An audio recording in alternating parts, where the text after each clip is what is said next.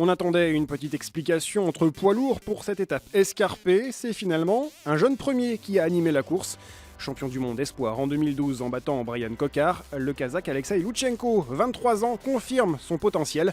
Victoire pleine de maîtrise à Salon de Provence, il remporte là sa deuxième étape en World Tour après son succès sur une étape du Tour de Suisse l'an passé.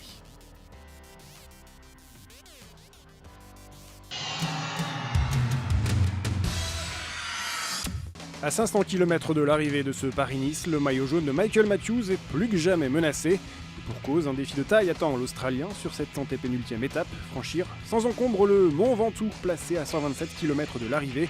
De quoi peut-être déboulonner certains sprinteurs avant la roque d'Anteron et le col de 16. L'ascension du Ventoux jusqu'à Chalais-Reynard, 9 km à 9%, est menée par un groupe de tête composé de 5 coureurs. Rezou Serrada qui prend le maillot à poids, Antoine Duchesne, Stijn Vandenberg, Lars Boom et le français Arnaud Courteil. 5 minutes d'avance à mi-course sur le peloton. Ça passe pour Matthews, en revanche, le Ventoux aura eu raison d'André Greipel. Le sprinter Lotto Fixol abandonne, lui qui ne s'est pas suffisamment remis de sa récente chute autour de l'Algarve.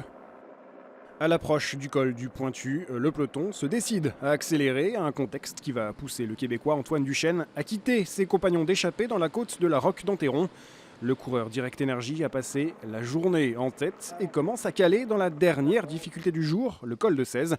Il bascule en tête avec seulement 30 secondes d'avance.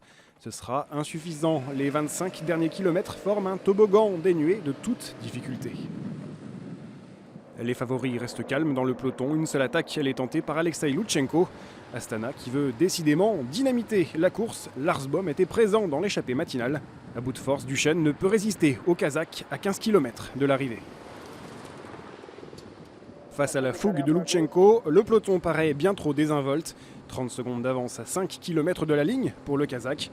Le plus dur est fait pour le champion du monde espoir 2012. Première victoire en World Tour cette saison pour l'équipe Astana.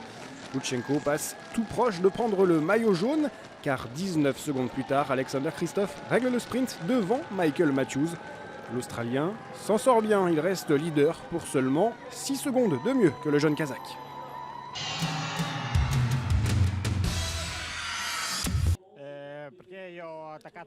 J'ai attaqué dans la toute dernière montée du jour pour prendre au moins 30 ou 40 secondes d'avance. J'ai fini en solitaire sur les 25 derniers kilomètres avec au final une vingtaine de secondes d'avance.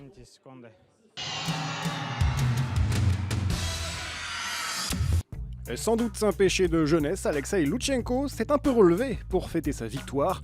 Quelques secondes qui pourraient lui coûter cher s'il confirme sa bonne forme ce week-end. Au général, il double en tout cas Tom Dumoulin, le néerlandais, relégué à la 3e place à 12 secondes de l'homme du jour.